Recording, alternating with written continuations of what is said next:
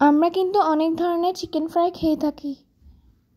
বাংলাদেশের রেস্টুরেন্ট স্টাইলে চিকেন ফ্রাইটা কিন্তু ভিন্ন ধরনের হয়ে থাকে। এই চিকেন ফ্রাইটা আমাদের সবার খুবই প্রিয়। তাই প্রিয় দর্শক, আপনাদের জন্য নিয়ে এলাম হুবহু বাংলাদেশের রেস্টুরেন্ট স্টাইলের চিকেন ফ্রাই রেসিপি। অসাধারণ এই চিকেন ফ্রাইটা তৈরি করতে চলে যায় আর দেরি না করে।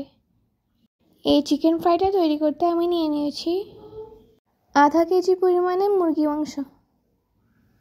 আমি রান এবং মাংস সব মিলিয়ে নিয়েছি।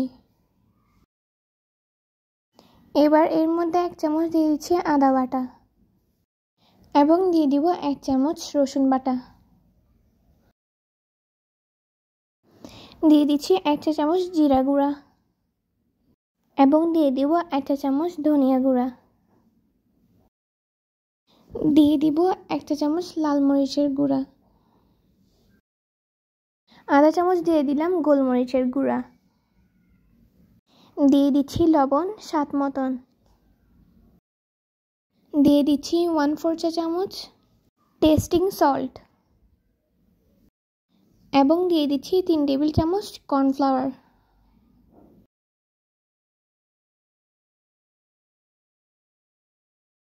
এবং বেসন 3 টেবিল চামচ।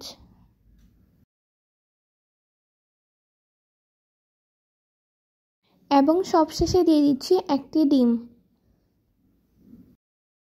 এবার মুরগি মাংসের সাথে ডিম মশলাগুলো ভালোভাবে মাখিয়ে নিতে হবে।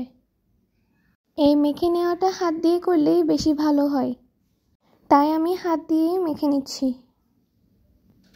ডিম এবং বেসনটি যেন ভালোভাবে মিশে যায়, মুরগির প্রতিটি টুকরোর সাথে যেন প্রলেপটা যেন ভালোভাবে লেগে যায়, সেজন্য হাত দিয়ে ভালোভাবে মেখে রেখে দিচ্ছি আধা ঘন্টার জন্য। এর জন্য এর কোটিংটা ভালো হবে, ভাজাটাও খুব সুন্দর হবে। আধা ঘন্টা পর আমি একটি ফ্রাই প্যানে পর্যাপ্ত পরিমাণ তেল দিয়ে দিলাম। মুরগিটা আমি ডিপ ফ্রাই করব, তাই সেই পরিমাণে তেল দিয়ে দিলাম। তেলটা যখন বেশ ভালোভাবে গরম হয়ে আসবে, আগে থেকে ম্যারিনেট করা মুরগির টুকরোগুলোকে ভালোভাবে একটি একটি করে দিয়ে দিব। খেয়াল রাখবেন যেন প্রতি মুরগির টুকরো গায়ে বেসনের প্রলেপটা যেন ভালোভাবে লাগে। এবার একটি চামচের সাহায্যে আমি এগুলোকে উল্টিয়ে দিচ্ছি, যাতে দোনো পাশে ভালোভাবে ফ্রাই হয়ে আসে। প্রতি পাশ আমি 5 মিনিট করে ফ্রাই করে নিব। মুরগির ফ্রাইগুলো গোল্ডেন ব্রাউন হয়ে আসলে এগুলোকে উল্টিয়ে দিব। এভাবে আমি এগুলোকে 10-12 মিনিট ফ্রাই করে নিব। আর এভাবেই তৈরি হয়ে গেল আমাদের চিকেন ফ্রাই রেসিপি। এটি চাইলে সস দিয়েও খেতে পারেন অথবা ভাত এবং ফ্রাইড রাইস দিয়েও খেতে পারেন। এর মধ্যে একদম রেস্টুরেন্ট ফ্লেভারটি আসবে। আশা করি আমার এই রেসিপিটি ভালো লেগেছে। ভালো লেগে থাকলে ধন্যবাদ। আসসালামু আলাইকুম।